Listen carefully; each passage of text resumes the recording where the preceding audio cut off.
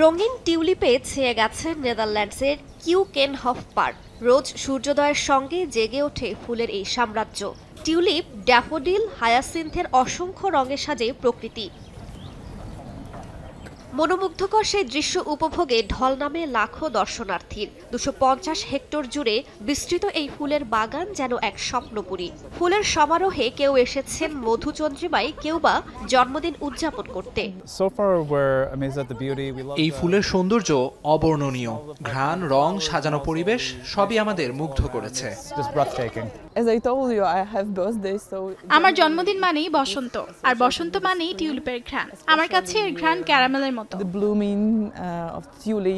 অঞ্চলটি আগে বালুময় টিলা ছিল, তবে সেই বালুকণার মধ্যে রয়েছে বিশেষ পুষ্টিগুণ, সঙ্গে আছে চমৎকার পানি নিষ্কাশনের সুবিধা। এসব মিলিয়ে দারুণ সব ফুলের জন্ম এখানে।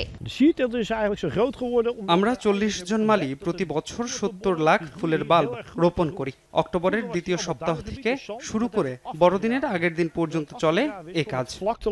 2024 সালে 8 সপ্তাহেরও কম সময়ে কিউকেনহফে 14 লাখ পর্যটক ভিড় করে ফুলের সমারোহ দেখতে, যা নেদারল্যান্ডসকে অন্যতম বড় পর্যটক আকর্ষণ করে তুলেছিল।